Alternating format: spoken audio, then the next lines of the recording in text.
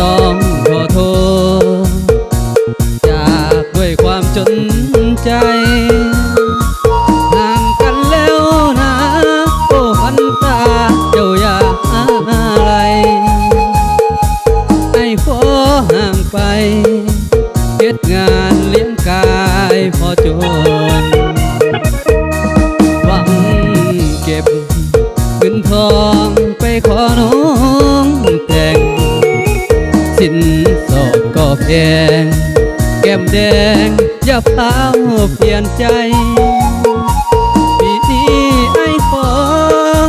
ให้รอไปก่อน3 วัย2 ปีคงได้มันหมายดังคำสัญญาไกลห่างนวลนางอย่าพาเปลี่ยนใจสาวบ้านดงดอกไม้งานปีใหม่จะกลับไปหา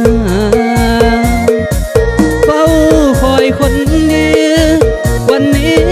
คงได้เห็นนะงานบุญปีใหม่แล้วนะ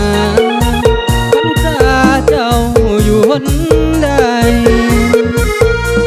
ดึกเดินค่ำคืนมันแสนจะเปลี่ยนยืนคอยคนเดียวบ่เห็นน้องมาในงาน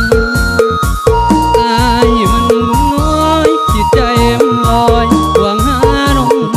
ทางลืมคำมันลืมกันแล้วบ่สาวบ้านดง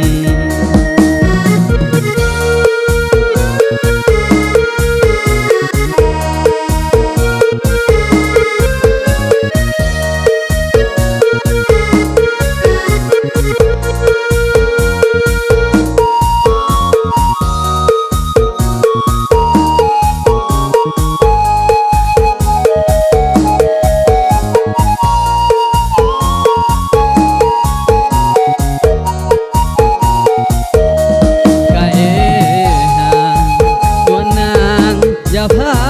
เปลี่ยนใจสาวบางดงดอกไม้งานปีใหม่สิกลับไปหาเฝ้าคอยคนดีวันนี้คงได้เห็นนะงานบุญปีใหม่แล้วนะพันตาเจ้าอยู่หนใดดึกเดินค่ำคืนมันแสนจะเปลี่ยวยืนคอยคนเดียวบ่เห็นน้องมาในงานอายมันบุญน้อยจิตใจเลื่อนลอยหวังหาน้องทางลืมคำมันลืมกันแล้วบ่สาวบ้าน